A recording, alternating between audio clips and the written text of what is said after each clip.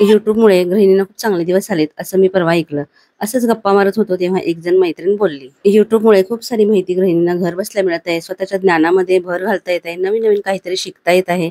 आणि ज्या गृहिणी युट्यूबचं काम करतात त्यांना तर हा एक नवीन अर्निंगचा स्रोत निर्माण झाला आहे. स्वतःमध्ये असलेले कलागुण इतरांना दाखवण्याचा किंवा स्वतःकडे जे ज्ञान आहे ते इतरांपर्यंत पोहोचवण्याची एक छान अशी संधी युट्यूबमुळे सगळ्यांना मिळालेली आहे. आणि युट्यूबवरचे बरेचसे व्हिडिओ असतात ते गृहिणींच्या भोवती फिरणारे असतात. त्यामुळे गृहिणींच्या बाबतीत एक चांगली जागरूकता निर्माण झालेली आहे. त्यांच्या कामाला थोडीफार का होईना पण किंमत मिळायला लागलेली आहे. त्यांच्या कामाची कदर केली जात आहे. कारण पहिलं असं होतं का सांगा, आपल्या आई, आजी किंवा सगळ्या कोण आपल्या आधीची जी पिढी आहे ना, त्यांचं सगळं आयुष्य आहे ते घरकाम करण्यातच गेलं आणि त्या बदल्यात त्यांना काय मिळालं सांगा? कधी कोणी त्यांची कदर केली नाही किंवा त्यांना स्वतःला सुद्धा स्वतःच्या अधिकाराची किंवा स्वतःची काळजी किंवा जाणीव नव्हती. म्हणजे अगदी आपण सुद्धा लहान होतो, शाळा कॉलेजमध्ये होतो, तेव्हा सुद्धा आपल्या आईच्या, आजीच्या कष्टांची आपल्याला जाणीव होती का? पण आता जेव्हा आपण स्वतः गृहिणी या मोडमधून जातोय ना, तेव्हा आपल्याला कळतंय की कुठल्याही गोष्टीची अपेक्षा न ठेवता हे सगळं करणं किती अवघड आहे ते. म्हणजे ज्या आपल्या मैत्रिणी जॉब करतात ना, त्यांच्याबद्दल तर मला नितांत आदर आहे आणि कौतुक सुद्धा.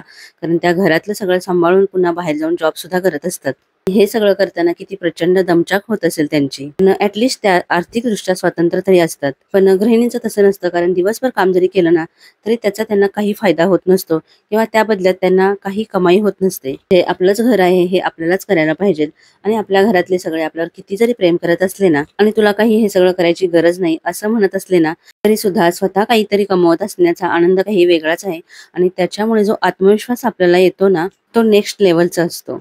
त्यामुळं अगदी छोटीशी का होईना पण स्वतःची काहीतरी अर्निंग असायला पाहिजे. आणि खरोखर हे युट्यूबमुळे शक्य झालंय. थोडंसं आपलं जे स्किल आहे ना, ते वाढवायला पाहिजे. नेहमीपेक्षा थोडंसं जास्त कष्ट करण्याची तयारी ठेवली आणि निवांतपणा आणि आळस थोडासा बाजूला ठेवला की हे सहज शक्य आहे. कारण खरोखर आता सगळ्याच जणी वेल एज्युकेटेड आहेत, पण काही ना काही कारणामुळे बाहेर जाऊन जॉब करता येत नाही. पण सोशल मीडियामुळे आणि युट्यूबमुळे हे सहज शक्य झाले की घरातून सुद्धा तुम्ही खूप सारी कामं करू शकता. म्हणजे सोशल मीडियाचा वापर फक्त टाइमपास करण्यासाठी नाही, तर नवीन-नवीन काहीतरी शिकण्यासाठी, स्वतःच्या ज्ञानात भर टाकण्यासाठी करायचा. पूर्वी असं म्हटलं जायचं की 4 भिंतीमध्ये राहतेस तुला काय कळतं, पण आता 4 भिंतीमध्ये सुद्धा सगळं जग सामावून गेलंय. घर बसल्या आपल्याला विविध गोष्टींचं ज्ञान मिळतंय, माहिती मिळतीये. आता आपण गृहिणी आपल्या कामांमधून थोडाफार वेळ काढून जे काही व्हिडिओ बघतो ना, म्हणजे ज्या प्रकारचे आपण व्हिडिओ बघतो त्या प्रकारचे आपल्यामध्ये चेंजेस होत जातात. हे तुम्ही अनुभवलंय का? आपल्या व्हिडिओ खाली खूप साऱ्या कमेंट असतात की ताई तू आम्हाला माझी मैत्रीण वाटतेस किंवा तुझ्याशी बोलल्यासारखं वाटतं जेव्हा तुझे व्हिडिओ बघतो तेव्हा. तर हे असं का वाटतं? त्याचं कारण म्हणजे आपल्यासारखी दिसणारी ही गृहिणी घरातली कामं करता करता आपल्याशी बोलते,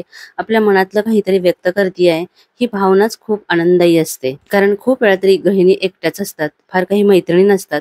त्यामुळं मनातलं बोलण्यासाठी फारसं जवळचं कोणी नसतं. आणि या तर गोष्टी झाल्याच, पण ज्या नवीन आहेत ना त्यांना सुद्धा आपल्याला काही काही गोष्टी म्हणजे संसारातल्या किंवा घरातल्या सुद्धा काही नवीन गोष्टी असतात तर त्या शिकता येतात. उदाहरणार्थ आपलं घर आहे ते व्यवस्थित टापटीप कसं ठेवायचं, कसं ऑर्गनाइज ठेवायचं किंवा क्लिनिंग सुद्धा कसं स्मार्टपणे करता येईल, त्याच्या सुद्धा नवीन नवीन टिप्स आपल्याला मिळत असतात. त्यामुळं आपली नेहमीचीच कामं आपण स्मार्टपणे करायला लागतो. किंवा सेल्फ ग्रूमिंग बद्दल सुद्धा खूप सारे व्हिडिओ असतात, ते बघून आपल्यामध्ये खूप सारा चांगला चेंजेस होतो. स्वतःच्या दिसण्याबद्दल आपण जागरूक राहतो. फक्त दिसणंच नव्हे तर वागणं, बोलणं, एकूणच आपल्या व्यक्तिमत्वामध्ये सुद्धा खूप सारा बदल घडून येऊ शकतो. म्हणजे आपलं गृहिणींचं कसं असतं माहितीये का? तो कस्तुरी मृग तुम्हाला माहितीये का? की त्याच्या बेंबीमध्ये कस्तुरी असते, पण त्याला माहिती नसतं. तो इकडे-तिकडे पळत असतो की कुठून हा सुंदर सुगंध येतोय तो. पण त्याच्या स्वतःकडेच हा सुंदर सुगंध आहे हे त्याला माहिती नसतं. तसंच प्रत्येक स्त्रीकडे किंवा प्रत्येकाकडेच काही ना काहीतरी गुण, कला ही असतेच. फक्त ती आपली आपण ओळखायला पाहिजे. आता प्रत्येक गोष्टीचा संबंध पैशाशी लावणं योग्य नाही, पण आपल्याला स्मार्ट आणि एकदम कॉन्फिडंट असं होताना बघणं हे सुद्धा पैसे कमावण्यापेक्षा काही कमी नाही आहे. आणि हे मी माझ्या अनुभवातून सांगते आहे. गृहिणी होणं हे मीच ठरवलेलं होतं की मला गृहिणीच व्हायचंय. मला काही बाहेर जाऊन जॉब वगैरे करणं शक्य नव्हतं हे मला माहिती होतं. पण योगायोगाने इतक्या वर्षानंतर युट्यूब माझ्या आयुष्यात आलं आणि खरंच माझं आयुष्य खूप चेंज झालंय त्यामुळं. आता हे जे मी तुम्हाला दाखवलं हे पाणी मी झाडांना घातलं तर ते डाळ आणि तांदूळ भिजवल्याचं पाणी आहे. आणि ते मी झाडांना टाकलं हे मी मध्ये सांगतेय, कारण तुमच्यापैकी खूप जणी विचारतात की झाडांना काय खत टाकता. तर आता तुमच्याशी बोलता बोलता भेंडीची भाजी झाली आहे, खूप सुंदर झाली आहे. तर आपण ना रेसिपी बघण्यासाठी खूप वेळा तरी युट्यूबवरती जातो. म्हणजे आपल्याला काही येत नसतं असा भाग नसतो, पण आपल्याला अजून शिकायचं. म्हणजे मी तरी खूप सुरुवातीला फक्त रेसिपीज बघण्यासाठीच युट्यूबवरती जायचे. ते पण कधी माहितीये का? जेव्हा कोरोना आला ना तेव्हा. त्याच्या आधी तर मी कधी युट्यूब बघत सुद्धा नव्हते. कदाचित डाटा एवढा अवेलेबल नव्हता किंवा वायफाय नव्हतं हे सुद्धा कारण असू शकतं. त्याच्या आधी आपण रेसिपीज कसं बघायचो तर पुस्तकांना पुस्तकांमधून किंवा काही क्लासेस वगैरे असतील तर त्याच्यामधून.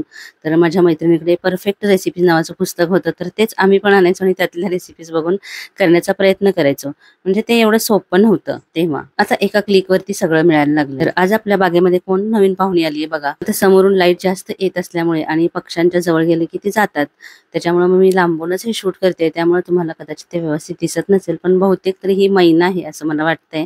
तुम्हाला माहिती असेल तर तुम्ही मला ह्याचं नाव नक्की सांगू शकता. तर पिण्यासाठी पाणी ठेवलेलं, तर तिथं आलेली. खूप छान वाटलं असं बघताना. आणि परवा असंच एक जणीने माझा व्हिडिओ बघून सांगितलं की पक्षी असेच कुणाकडे सुद्धा येत नाहीत, तुझ्याकडे काहीतरी पॉझिटिव्ह एनर्जी आहे त्यामुळेच ती इकडे येत आहेत. तर असं काही नाही, मुक्या प्राण्यांना सुद्धा आपण जीव लावला ना किती जवळ येतात. आणि खरं सांगायचं तर असं पक्ष्यांना बघून आपल्याला सुद्धा आनंद होतो. आणि हे दोघं जण बहुतेक घरटं बांधण्यासाठी जागा शोधत होते. आधी ते हॉलची गॅलरी आहे ना तिथं येण्याचा प्रयत्न करत होते, पण तिथं मी कबूतर जाळी लावलेली आहे, कारण की ते खूप अशी खोल गॅलरी आहे आणि कबूतर येऊन ना तिथं खूप घाण करतात आणि ते साफ करणं मला शक्य होत नाही खाली उतरून. त्याच्यामुळे मग तिथं आता मी कबूतर जाळी लावलेली आहे. पण हे दोन पक्षी ना घरट्यासाठी बराच वेळ शोधाशोध करत होते. परवा ना एका मैत्रिणीशी गप्पा मारत होते, तर ती बोलली की किती निगेटिव्ह लोक आहेत या जगात यार, तू कशी एवढी पॉझिटिव्ह राहतेस, तुला निगेटिव्ह माइंडसेटची लोक भेटत नाहीत काय? पण खरं सांगू का, मला सुद्धा भरपूर सारे निगेटिव्ह माइंडसेटची लोक भेटतात, पण एक पॉझिटिव्ह थिंकिंग करणारा माणूस असला ना की या सगळ्या निगेटिव्हिटी आपल्यापासून दूर जाते. म्हणजे कसं आहे ना, प्रत्येक माणसाला वाटतं की आपलंच दुःख, आपलाच प्रॉब्लेम खूप मोठा आणि बाकीचे सगळे सुखी आहेत, पण असं नसतं. प्रत्येकाचं लाईफ आहे ते आपल्याला जवळून काय आहे ते माहिती नसतं. मग वरवरचं दुसऱ्यांचं जीवन बघून ते अशी निगेटिव्हिटी स्प्रेड करतात की यांच्याकडेच आहे, मला नाही या गोष्टी मिळत वगैरे असं. पण सांगू का, या सोशल मीडियाचा जसा पॉझिटिव्ह इफेक्ट आहे ना तसा थोडासा निगेटिव्ह सुद्धा आहे. आपल्याला दुसऱ्यांचं वरवरचं जीवन आहे ना छान छान असं बघून वाटतं की किती मजा आहे यांची, पण प्रत्यक्षात तसं नसतं. आता पॉझिटिव्ह माइंडसेट असणारी लोक काय करू शकतात हे तुम्हाला सांगते. माझी एक मैत्रीण आहे, खूप छान दिसते, खूप छान राहते, स्वतःला खूप छान मेंटेन केलंय तिने. जेव्हा ती अशी सोशल मीडियावरती वगैरे फोटो टाकते ना तर असं वाटतं तिच्याकडे बघून किती आनंदी आहे, किती खुश आहे ही, तिला काहीच प्रॉब्लेम नसेल असं वाटतं. एकदा असंच आम्ही गप्पा मारत होतो ना तेव्हा तिने सांगितलं तिला थायरॉइड आहे आणि तिला व्हेरिकोज व्हेन्सचा त्रास होतो, आणि व्हेरिकोज व्हेन्सचा त्रास असल्यानंतर खूप जास्त वेळ उभं नाही राहू शकत. आणि तरी सुद्धा ती इतकी पॉझिटिव्ह माइंडसेटनी आनंदी राहत असते आणि ती म्हणते की या सगळ्या गोष्टींकडे लक्ष देत बसलं तर जगायचं कधी. खरंच आहे ते.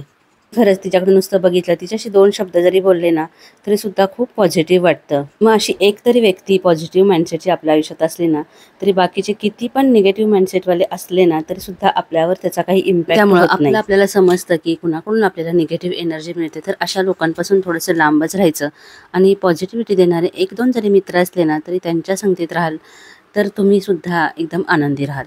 चला, तर आता खूप साऱ्या गप्पा झाल्या तुमच्याशी, आणि तुमच्याशी बोलता बोलता मी इथे आज शेवयाची खीर बनवलेली आहे, ती सुद्धा झाली आहे. तर तुमच्याकडे शेवयाची खीर कुठल्या पद्धतीने बनवतात? तर आमच्याकडे घाटावरती ह्याच्या शेवया मी मागे शेअर केलेली की शेवयाचा उपमा, तर त्या शेवया आहेत, तर त्याच्यापासून तर आधी देवाला नैवेद्य काढून ठेवते आणि आजचा व्लॉग इथंच संपवते. आजचा व्हिडिओ कसा वाटला हे मला नक्की कमेंट करून सांगा, आणि तर जाता जाता नेहमीप्रमाणे व्हिडिओला लाईक करायला अजिबात विसरू नका. पुन्हा भेटूया अशाच एखाद्या छानशा व्हिडिओसह. तोपर्यंत खुश राहा, आनंदी राहा, आणि अजून तुम्ही आपल्या चॅनलला सबस्क्राईब केलं नसेल तर प्लीज सबस्क्राईब करा.